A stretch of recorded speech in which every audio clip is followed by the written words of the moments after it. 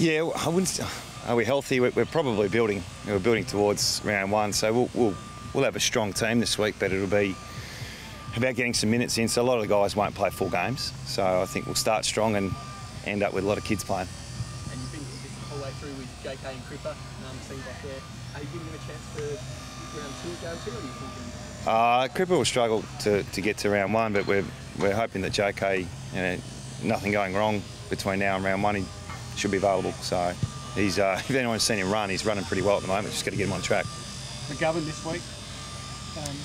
Yeah, he'll play, but once again, he'll be on managed minutes. So I think across the board, you'll see a lot of sides managing their players. We didn't have a practice match outside of intra-club last week, so probably a week behind where we were last year in terms of that prep, but that's to be anticipated as well. And Yo, similar situation with him?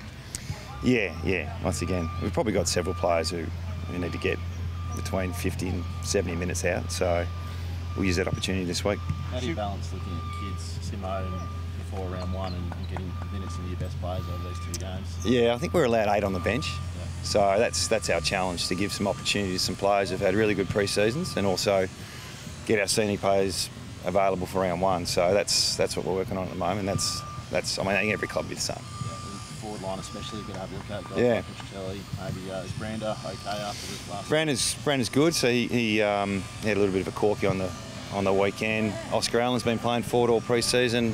Petruccelli's had a good look at it as well. So there's some spots up for grabs with obviously with Lacroix and Scotty Lysett leaving the club. There's some spots here and JK not being available at the moment. So we'll wait and see this week. Who else isn't quite available just yet? We know Nick Nat, Cripper, JK. Who else? Probably the 3. Yeah. So it's all coming together late, but it's coming together. Luke Shuey has been pretty managed the last few weeks. Yeah, Any issue there, or has it just been low? Just a bit of both, yeah. So we're managing his body as well, and like I said, this is probably our first opportunity to get everyone together this weekend. So be a bit of a mixed bag this week. With JK being that's a bit of an audition for the full forward spot for the time being. The fans will be excited about that. Is it something that takes your interest the same? Oh, there's always interest with young players coming through. The debate on whether you need 2 or 3 games pre-seasons, there's probably a bit of a mixed bag there as well, because if you had 3 games, you'd play more kids and give more opportunities. But a lot of your senior players only need the 2, and a lot of clubs have organised little scratch matches where we had an intra-club, so we got to see everyone play. We're excited about our kids coming through, especially our second and third year players in particular have had really good pre-season, so no doubt you'll see them on Friday. Who plays alongside Jack deep forward with Josh out? Is it Allen or Brander, given they've both done a fair bit? Yeah, they'll both get opportunity. Yeah, Waterman's the same. Waterman's had a really good look at it as well, so those 3 players are 192 to 195 centimetre key position running type of forward, so it'll be a different look, but they'll definitely get a look at it. Did Petruccelli pretty much lock himself in for this week with what he did after half-time last Friday? Look, we probably based it on the whole pre-season. So sometimes you do everything right and don't get rewarded when you have a scratch match. So he got rewarded last week, but I think he would have been playing anyway. What about your more mature recruits, Hickey, Josh Smith, Keegan Brooks? Where do they sit? Yeah, they've all had good looks. Trying to fit into a new club, new culture, and new environment, especially coming over the west. It's always difficult. But they've all fit in really well.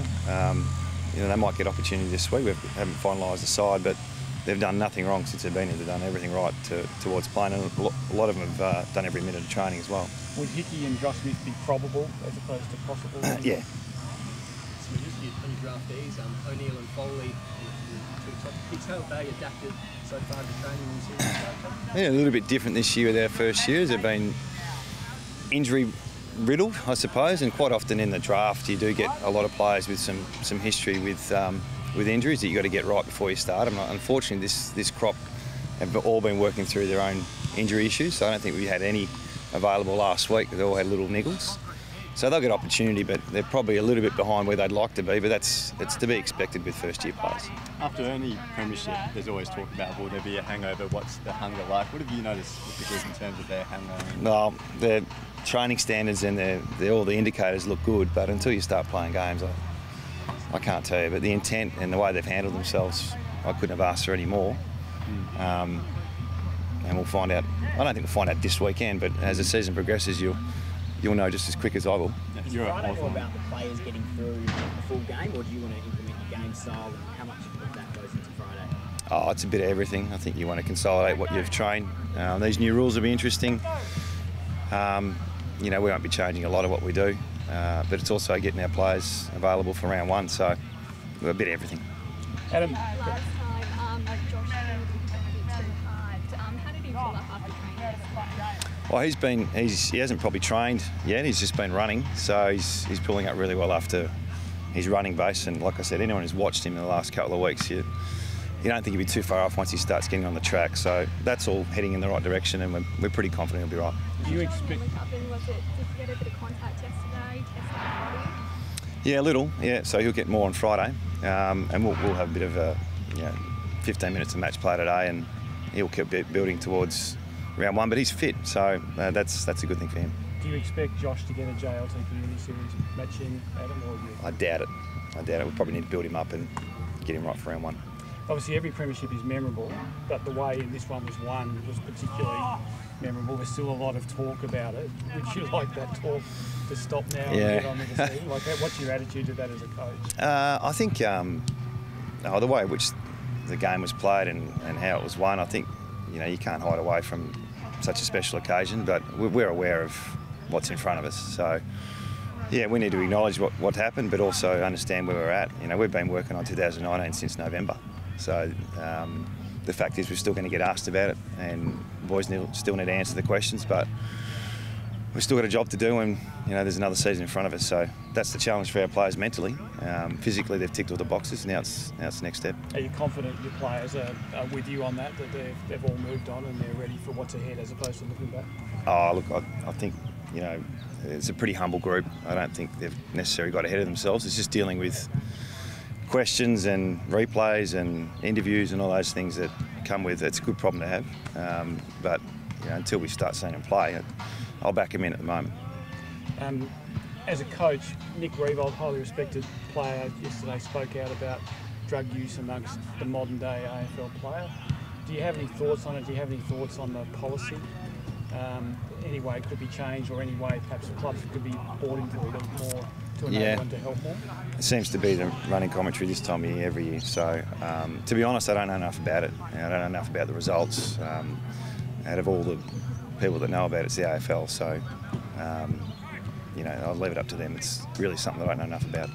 Do you think we'll see much in the next couple of weekends with the new rules, or do you think clubs will hold back a bit on that? No, I think teams will try it. I think they're there, so you got no choice but to try something. So the new centre bounce rule, it's not just the first clearance; it's what happens after it in the play. How does it open it up? How do we close it down if we want to? Kick-in rules are just going to happen. So I think every team's probably worked on something that they'll try, and by the time you get to round one, I reckon you'll probably see most of it. Do you not have a designated kicker as much anymore from your point kick-in? Do you have to have more? I'd probably suggest it might go the other way, that you do have a designated kicker. But we're all different. We've got a couple of players that take our kick-ins, and I can't see that changing too much. Would that be heard in Jeddah? No, that's what it's been. So, yeah, but we're not afraid to let other boys take the kick-ins. But when it's a slow point, get it into the best kicker's hands is probably the direction. Which of the rules do you think will have the biggest impact based on what you've seen? I've got no idea. I can't tell. Yeah, I think we've adapted as best we can. Now we'll find out next few weeks about what impact all these rules have. And there's the little rules like 50-metre penalty that probably not many of you guys have seen. There's significant changes in that and how that's dealt with.